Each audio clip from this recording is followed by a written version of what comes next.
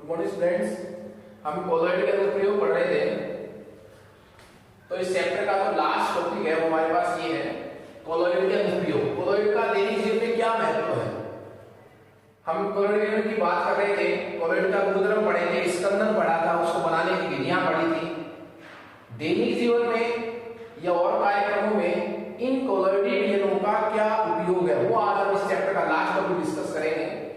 आकाश का नीला रंग, पहला अनुप्रयोग जो है हेडिंग में डाल देता हूं, कोलॉइड के अनुप्रयोग। कोलॉइड के अनुप्रयोग महत्व, और उसमें पहला हम पढ़ रहे हैं आकाश का नीला रंग। देखिए, वायुमंडल में जो धूल के कण होते हैं वो नीले रंग के प्रकाश का प्रकीर्णन करते हैं।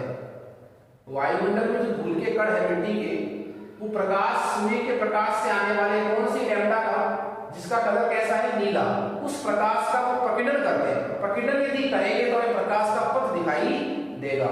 तो आकाश का नीला रंग किसकी वजह से हो रहा है, कौन से प्रभाव की वजह से हो रहा है, बताइए आप। टिंडल प्रभाव की वजह से। क्यों? जो वायुमंडल में धूल के कण थे उन्होंने प्रकाश का क्या कर दिया, प्रकीर्णन कर दिया। तो इसलिए हमें आकाश का रंग कैसा दिखाई देता है, नीला। वर्षा का होना, मैंने पहले पढ़ा था एक टॉपिक, बादल और धुआं दो अलग अलग प्रकार के कोलॉइडी सॉल्यूशन होते हैं। बादल और धुआं दो विपरीत आवेशित कोलॉइडी विलयन होते हैं।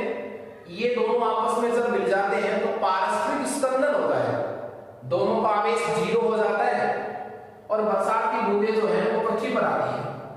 तो बरसात का होना कोलॉइड के किस गुणधर्म का परिणाम है, उसमें क्या हो रहा है, कोलॉइडी विलयन का स्कंदन हो रहा है। आकाश का नीला रंग जो दिखाई देता है वो किस वजह से हो रहा है, कोलॉइडी विलयन के किसके कारण, टिंडल प्रभाव के कारण। वर्षा का होना कोलॉइड के किस गुणधर्म की वजह से हो रहा है, स्कंदन के कारण। तीसरा हमारे पास है जल के शुद्धिकरण।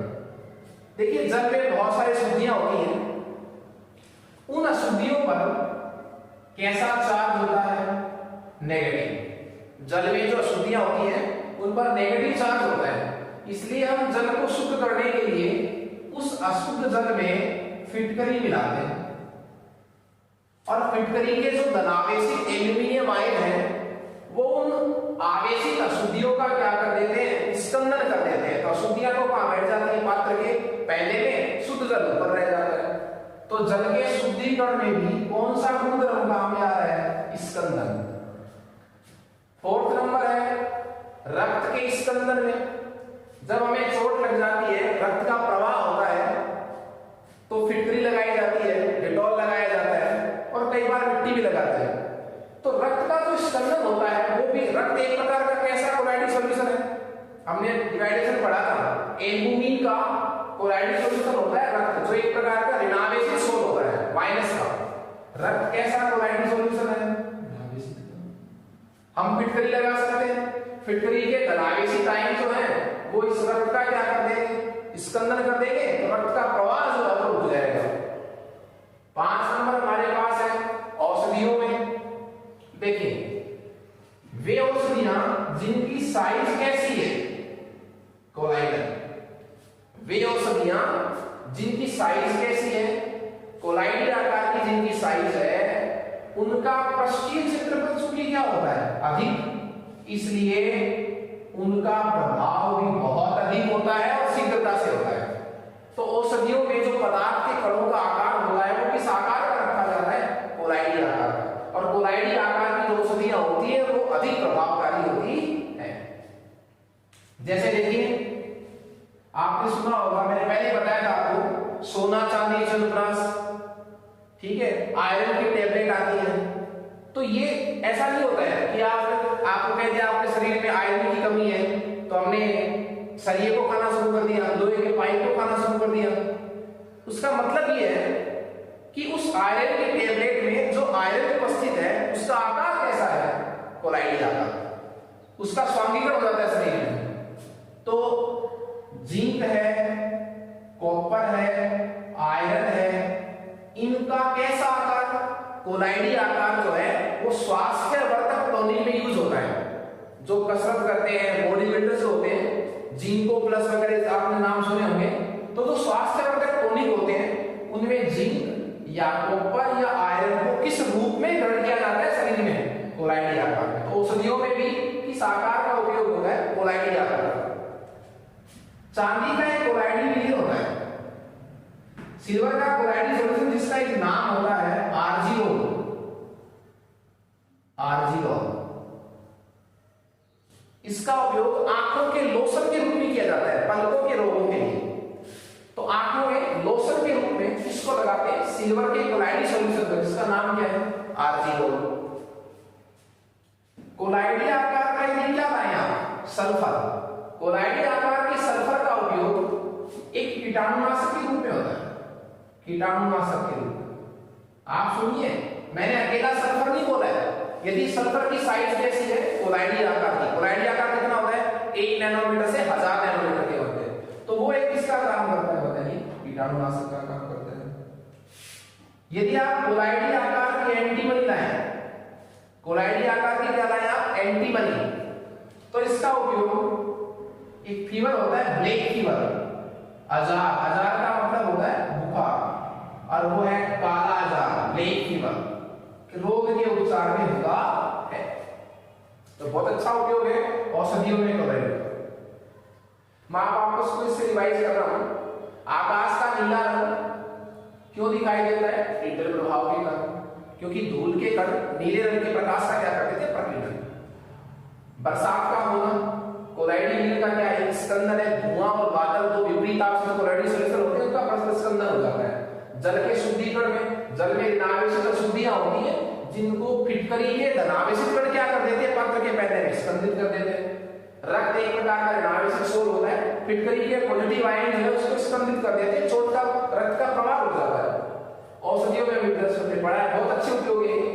आर्जिनोल का उपयोग आंखों के लोशन में, कोलाइडी सल्फर का उपयोग कीटाणुनाशक में, कोलाइडी एंटीबॉडी का उपयोग काला आजार रोग के उपचार में।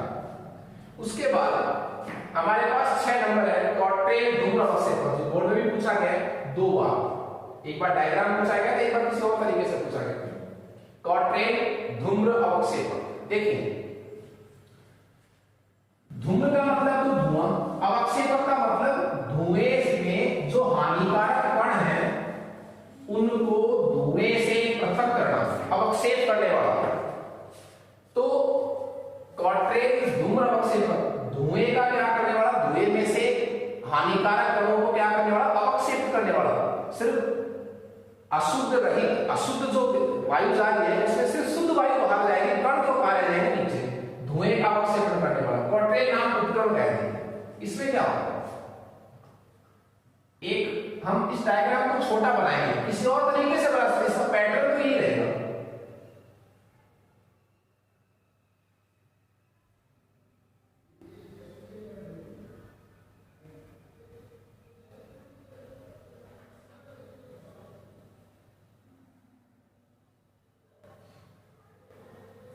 यहां से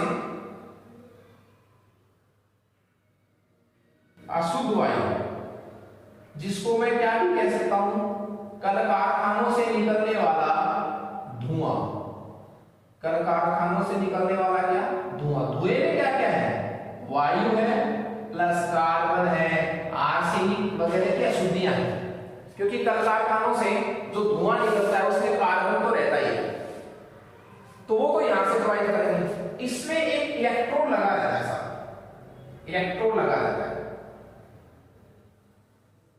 इलेक्ट्रोड ऐसा भी, इसका नाम है साहब कॉर्ट्रेल। इसका नाम क्या है, कॉर्ट्रेल, कॉर्ट्रेल नाम है इसका। यहां से जो वायु जा रही है इसको फिर चिमनी से अटैच किया है,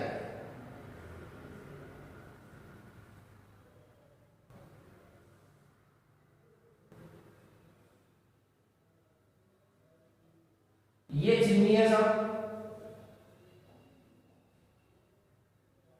तो इसमें से अब यहां से जो धुआं बाहर जाएगी उसमें सिर्फ क्या होगी, वायु। ये जो कार्बन आर्सेनिक के जो कण जो कार्बन और आर्सेनिक पर जो आवेश होता है, मान लीजिए कैसा आवेश है, नेगेटिव चार्ज है, तो इस क्वार्टेट को, इस इलेक्ट्रॉन को कैसा बनाया जाता है, प्लस का। जैसी अशुद्धियां होती है ना धुएं में, उससे विपरीत आवेश का इलेक्ट्रोड यहां लिया जाता है। यदि अशुद्धियों पर माइनस आवेश है तो ये प्लस का लिया जाता है, यदि धुएं में पड़ी है अशुद्धियों पर प्लस आवेश है तो ये कैसा लेंगे, माइनस का। अब जैसे ही धुआं यहां से प्रवाहित होगा, ये जो आवेशित अशुद्धियां हैं वो इनसे आकर्षित होंगी, आकर्षित होते ही इनका आवेश इसके थ्रू कैंसिल हो जाएगा, आवेश शून्य होते ही कण कहां बैठ जाएंगे, यहीं मिल जाएंगे। तो धुएं में जो कण थे वो तो यहीं रह गए, सिर्फ क्या बाहर जाएगी, वायु। इस तरह इस उपकरण का नाम क्या है, क्वार्टेट धूम्र अवक्षेपण। इस ये कल कारखानों में विशेष रूप से लगाया जाता है चिमनी से थोड़ा पहले, ताकि जो धुआं बाहर निकल रहा है उस धुएं में जो हानिकारक धातु के अधातु के जो कण हैं वो वहीं रह जाए, बाहर सिर्फ क्या दिखे, वायु, शुद्ध वायु। तो ये हमारे पास अच्छा उपयोग था क्वार्टेट धूम्र अवक्षेपक। उसके बाद 7 नंबर हमारे पास है डेल्टा का निर्माण। आपने 6-7 की सामाजिक विज्ञान में पढ़ा होगा डेल्टा, नदी और समुद्र के संगम स्थल पर डेल्टा का निर्माण। जब भी डेल्टा बनता है, अच्छा एक बात मैं बताना भूल गया आपको, क्वार्टेट धूम्र अवक्षेपक में कॉलॉइड के किस गुणधर्म का पालन हुआ है, किसका हुआ है, स्कंदन का। अशुद्धियों पर आवेश था, क्वार्टेट पर आवेश था, परस्पर आवेश का क्या हो गया, विरस्करण हो गया, तो परस्पर क्या हो गया, कणों का स्कंदन हो गया। 7 नंबर जो डेल्टा का निर्माण करती है, समुद्र को मैं इस तरह यहां व्यक्त करूंगा।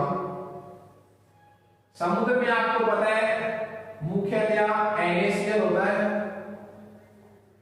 नहीं होता है, ठीक है। नदियां खूब सारी आकर के इसमें मिलती हैं, बहुत सारी नदियां इसमें आकर के मिलेंगी।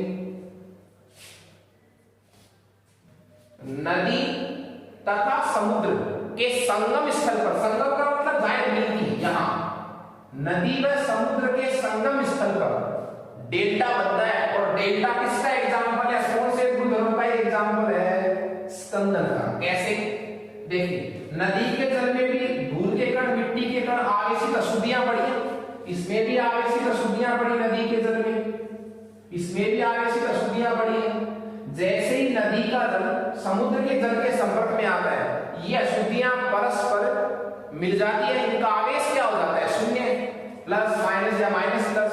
तो जैसे टच होती है यहां पर ये अशुद्धियां अपना आवेश खो देती हैं, आवेश होते ही ये कण कहां बैठ जाते हैं, इसी संगम स्थल पर, और मिट्टी का एक बड़ा सा ढेला बन जाता है। उस मिट्टी के ढेले को क्या बोलते हैं, डेल्टा। तो डेल्टा का निर्माण जो है वो किस वजह से होता है, कोलाइडी कणों के किसकी वजह से, स्कंदन की वजह से। वापस रिवाइज कर रहा हूं मैं, नदियों का जल जब समुद्र जल के संपर्क में आता है तो नदियों के जल में पड़ी हुई ऋणावेशित अशुद्धियां समुद्री जल के आयनों द्वारा क्या हो जाती है, उदासीन हो जाती है और संगम स्थल पर बैठ जाती है। मिट्टी के बड़े बड़े क्या बन जाते हैं, ढेले बन जाते हैं, जिनको क्या कहते हैं, डेल्टा।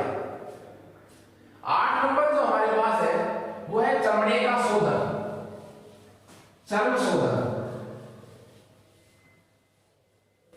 चर्म शोधन। चर्म शोधन जो है, देखिए चमड़े के शोधन का मतलब क्या होता है, हम लोग आजकल कोट, ब्लेजर, बैग, जूते, पर्स, वॉलेट वगैरह में चमड़े के आने लग जाते हैं। ये जो चमड़े के जो उपकरण हैं, जो कपड़े हैं, इनको क्या हम सीधा इस्तेमाल करते हैं, ये तो है नहीं कि पशु के शरीर से हमने वो चमड़ा उतारा और उसका बेल्ट बनाकर पहन लिया। पहले उस चमड़े का क्या करते हैं, शुद्धिकरण करते हैं। तो क्या करते हैं, देखिए चर्म का, चमड़े पर प्रोटीन के पॉजिटिव कण होते हैं। ध्यान से सुनिए आप लोग, चर्म पर, त्वचा पर प्रोटीन के कैसे कण होते हैं, सब धनावेशित कण होते हैं। ये मान लीजिए चमड़ा है, इस पर प्रोटीन के क्या पड़े, धनावेशित कण। हमें इनको अलग करना है, क्योंकि यदि ये कण पड़े रहेंगे ना चर्म पर तो चर्म से बदबू आती है फिर अशुद्धियों की वजह से, इनको हमें अलग करना है। तो हम क्या करते हैं उस चर्म को, देखिए प्रोटीन के कण कैसे हैं उस पर प्लस के, तो हम इसको क्या करेंगे, एक ऋणावेशित कोलॉइडी विलयन में इसको डुबोएंगे, और ऋणावेशित कोलॉइडी सॉल्यूशन किसका लिया जाता है, टेनिन का, टेनिन का। तो चर्म पर पड़े हुए प्रोटीन के धनावेशित कण टेनिन के ऋणावेशित सोल में मिलते ही परस्पर आवेश 0 स्कंदित हो जाते हैं। कहां क्या हो जाते हैं, प्रोटीन के कण स्कंदित हो जाते हैं और चर्म क्या हो जाता है, शुद्ध हो जाता है। तो चर्म के शोधन में भी कोलॉइड के किस गुणधर्म का उपयोग हुआ है, स्कंदन का। 9 नंबर हमारे पास है फोटोग्राफी। फोटोग्राफी में देखिए फोटोग्राफी प्लेट आती है, फोटोग्राफी प्लेट पर सिल्वर ब्रोमाइड का कोलॉइडी विलयन यूज किया जाता है। इसका मतलब क्या हुआ कि जब भी फोटोग्राफी की जाती है उसमें भी कहीं ना कहीं हमें कोलॉइडी विलयन का उपयोग करना पड़ता है। किसका उपयोग करते हैं, सिल्वर ब्रोमाइड का नहीं, सिल्वर ब्रोमाइड के कोलॉइडी विलयन का। इसका मतलब क्या हुआ, सिल्वर ब्रोमाइड की साइज क्या रहेगी, 1 नैनोमीटर से 1000 नैनोमीटर के होते, और इस सिल्वर ब्रोमाइड में रक्सी कोलॉइड भी मिलाया जाता है, और वो कौन मिलाया जाता है, जिलेटिन। 10 नंबर हमारे पास है रबर उद्योग।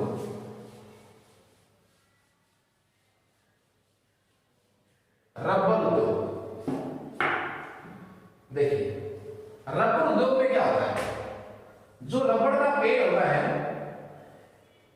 रबड़ के पेड़ के तने पर कट लगाते हैं, चीरा लगाते हैं, तो यहां से दूधिया पदार्थ स्रावित होता है जिसका नाम होता है लेटेक्स। लेटेक्स एक दूधिया पदार्थ स्रावित होता है जिसका नाम क्या होता है, लेटेक्स। और लेटेक्स जो है दूधिया पदार्थ, वो होता क्या असल में, वो होता है रबर का जल में कोलॉइडी विलयन। आप इसको ध्यान से सुनेंगे, एक्चुअली लेटेक्स क्या है, रबर का जल में कोलॉइडी विलयन।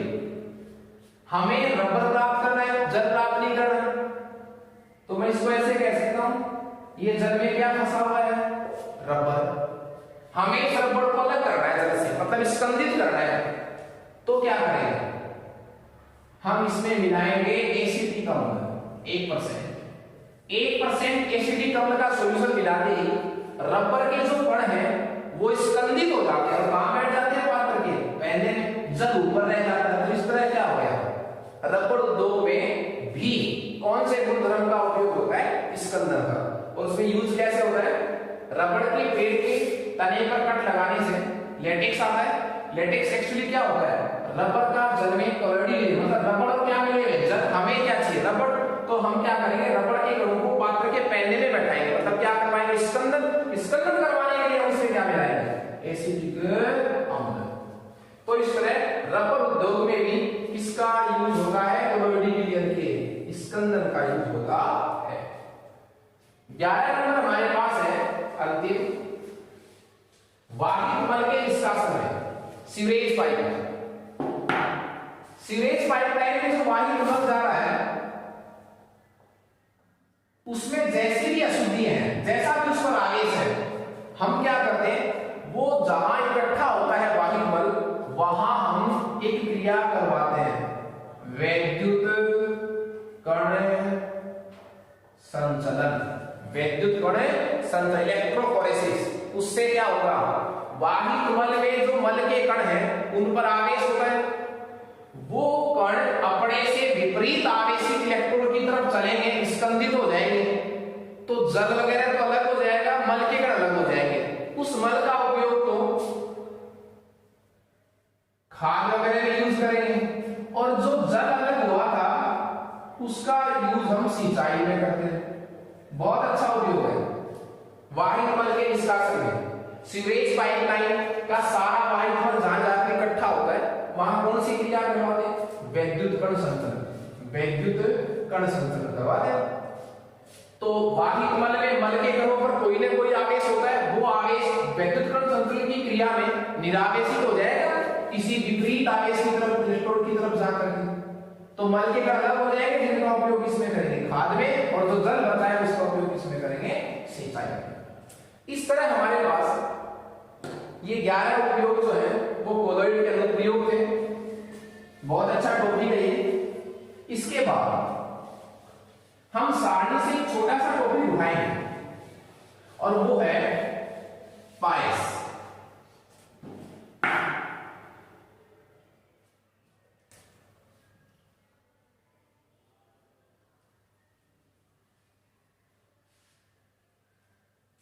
पायस के बारे में पढ़ेंगे।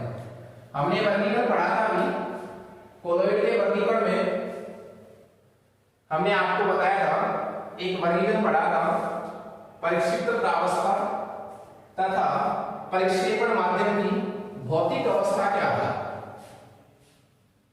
उसमें भिन्न भिन्न अवस्थाएं हमने लिखी, परिक्षिप्त प्रावस्था अलग ली थी, परिक्षेपण माध्यम की भौतिक अवस्था अलग ली थी, और उसमें हमने ये पढ़ा था कि पायस क्या होता है, जिनमें परिक्षिप्त प्रावस्था भी द्रव होती है और परिक्षेपण माध्यम भी क्या होता है, द्रव होता है। देखिए, तो हमारा जो नेक्स्ट टॉपिक है वो है पायस, इमल्सन। पायस क्या है? पायस एक कोलाइडी सॉल्यूशन है जिसमें परिक्षिप्त प्रावस्था भी द्रव है, परिक्षेपण माध्यम भी द्रव है। तो पायस एक कोलाइडी सॉल्यूशन है जिसमें द्रव में घुला रहता है, द्रव में घुला रहता है। तो एक शर्त रहेगी इसमें, जो दोनों द्रव हैं वो आपस में क्या होने चाहिए, आंशिक मिश्रणीय, थोड़े घुलने चाहिए, थोड़े नहीं घुलने चाहिए। तो नई परिभाषा क्या बन जाएगी, किन्हीं दो आंशिक मिश्रणीय द्रवों के कोलाइडी मेल को क्या बोलते हैं, पायस। तो पायस एक कोलाइडी सॉल्यूशन है, तो फिर उसमें उसको अपन डिफाइन कैसे करेंगे, उसमें प्रावस्था भी द्रव है और माध्यम भी क्या है, द्रव।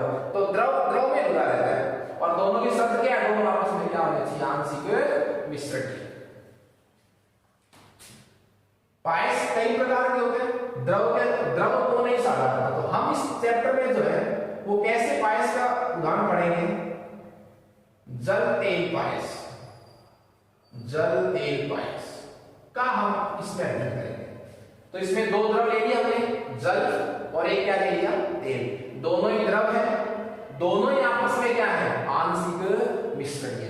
यदि दोनों द्रव आपस में अच्छी तरह मिश्रित हो जाते हैं वो कभी भी कोलाइडी मेल नहीं बढ़ेगा।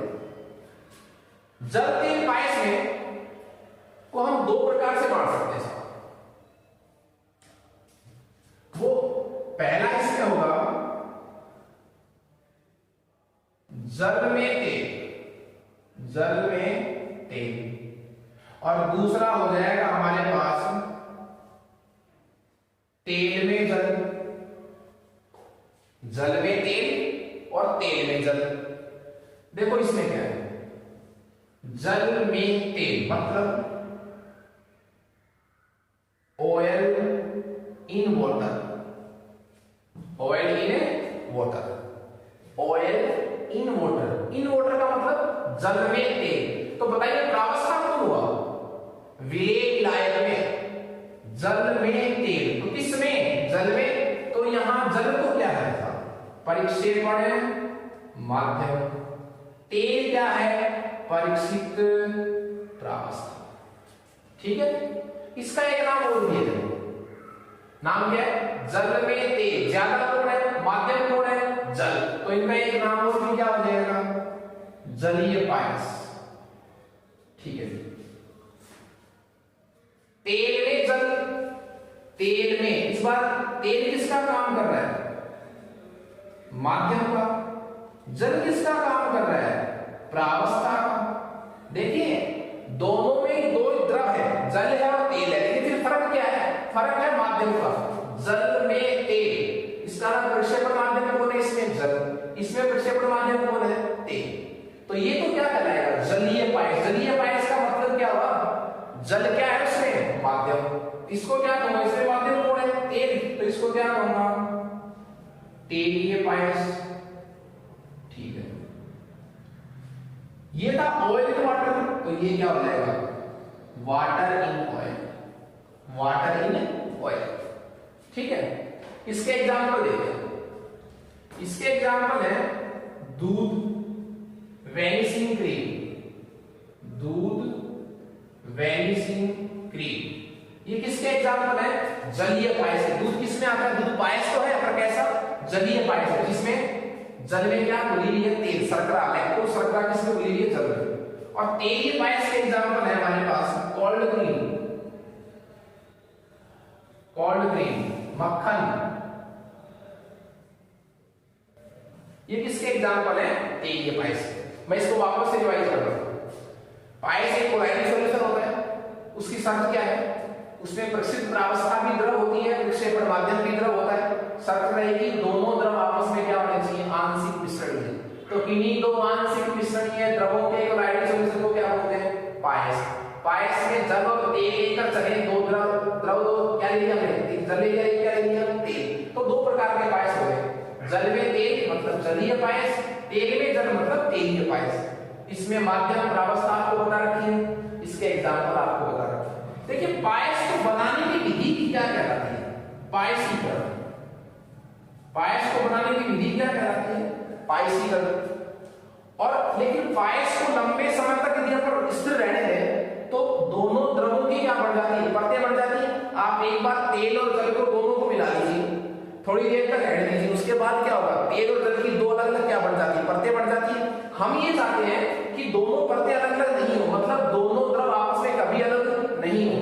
तो जो पदार्थ उसमें मिलाते हैं वो क्या कहलाते हैं, पायसीकरण, पायसीकरण। और यदि दोनों परतें अलग अलग हो जाती है, दोनों द्रव अलग अलग हो जाते हैं, उस क्रिया का नाम क्या होता है, विपायसीकरण, विपायसीकरण। तो तीन परिभाषाएं हमारे पास है। पायसीकरण का मतलब क्या हुआ, पायस बनाने की क्रिया पायसीकरण।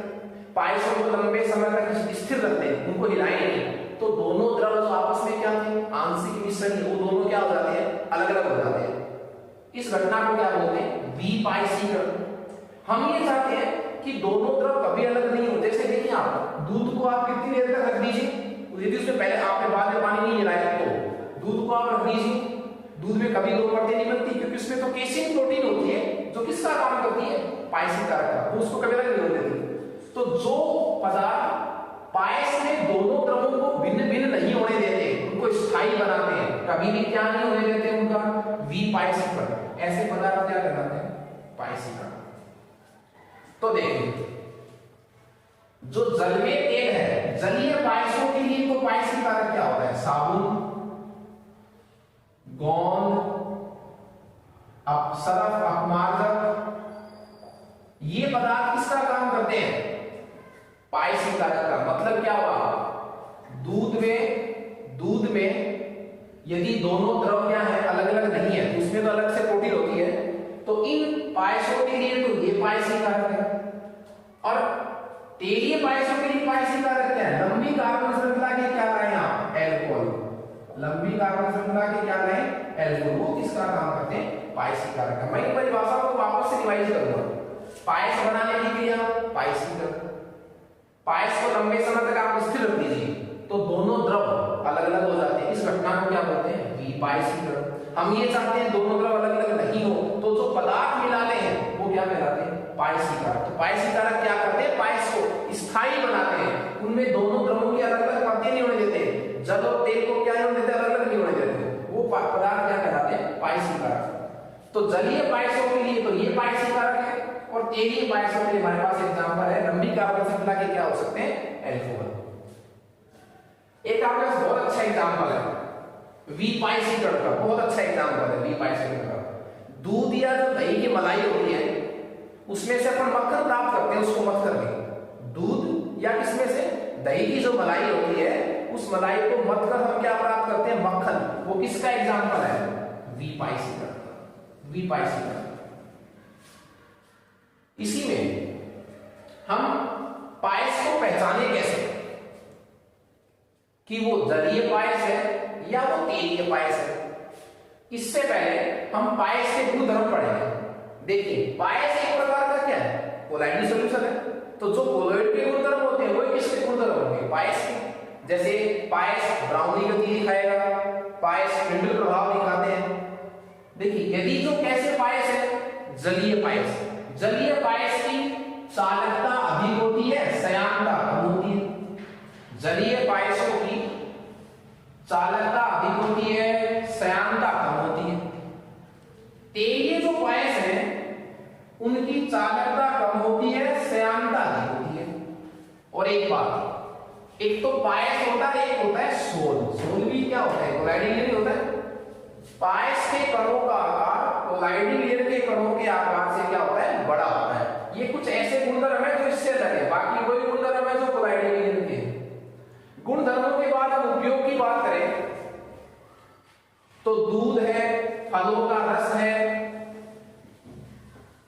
शरीर की पाचन क्रिया में, इन सब में जो है वो पायस का उपयोग होता है।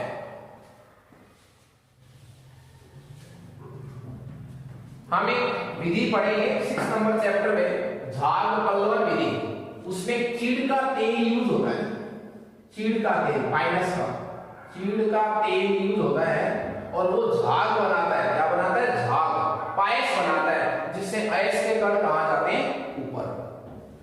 अब इसी टॉपिक में जो लास्ट टॉपिक बचा है वो है कि हम पहचान कैसे करेंगे, पायस की पहचान कैसे करेंगे कि वो जलीय पायस है या वो तेलीय पायस है। तो देखिए इसके लिए एक विधि है। पहली विधि है सूचक विधि।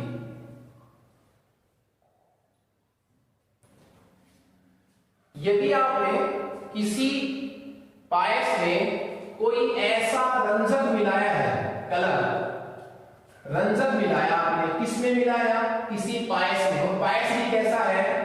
वो है तेल में जल, तेल में जल, तेल में मतलब ये कैसा पायस है साहब? तेलीय पायस है, तेलीय पायस। यदि रंजक मिलाते ही पायस रंगीन हो जाता है तो कैसा पायस है? तेलीय। और यदि पायस रंगीन नहीं होता है तो वो जलीय पायस है। तो एक विधि तो क्या होगी? इंडिकेटर। इस विधि को वापस से सुन लीजिए आप। यदि आपने किसी पायस में रंजक मिलाया, यदि तेलीय पायस है, रंजक मिला दिया, रंजक मिलाने से भी तेलीय पायस रंगीन हो गया तो वो तेलीय पायस है। रंगीन नहीं हो रहा है तो वो जलीय पायस है। दूसरी हमारे पास जो विधि है वो है चालकता विधि। आप चालकता के मापन से भी बता सकते हो कि वो जलीय पायस है कि तेलीय पायस। मैं आपको इसमें बता चुका था पहले कि जो जलीय पायस होते हैं उनकी चालकता अधिक होती है, श्यानता कम होती है। तेलीय जो पायस है उनकी चालकता कम होती है और श्यानता अधिक होती है। तो यदि किसी पायस की चालकता अधिक है तो वो पायस कैसा होगा? जलीय। श्यानता अधिक है तो वो कैसा होगा? तेलीय। तो जिसकी चालकता कम होगी वो तेलीय है, जिसकी चालकता अधिक होगी वो कैसा पायस होगा? जलीय। तीसरी और लास्ट विधि जो इसमें है वो है तनुता विधि। तनुता विधि, जल मिलाना। यदि आपने किसी पायस में क्या मिलाया? जल। और जल मिलाने से भी यदि पायस में जो द्रव है उनका क्या नहीं हो रहा है? विपायसीकरण। यदि आपने किसी पायस में जल मिलाया, जल मिलाने से भी विपायसीकरण नहीं हो रहा है तो वो पायस कैसा है? जलीय। और यदि आपने किसी पायस में जल मिलाया, जल मिलाने से क्या हो गया? दोनों परतें अलग बढ़ गई या विपायसीकरण हो गया तो वो कैसा पायस है? तेलीय पायस। इस तरह जो हमारा 5th चैप्टर का पृष्ठीय रसायन वो आज कंप्लीट हो गया है। इस पूरे चैप्टर के नोट्स टोटल 45 पेज में मैं आपके असाइनमेंट पर डाल चुका हूं। आप वहां से पूरे 45 पेज अपनी कॉपी में लिखें। इस चैप्टर के खत्म होने के बाद जो ही अपन नेक्स्ट चैप्टर के नोट्स लिखें उससे पहले आप 1 या 2 पेज छोड़ेंगे, उसके बाद नेक्स्ट चैप्टर शुरू करेंगे। ठीक है? Okay students.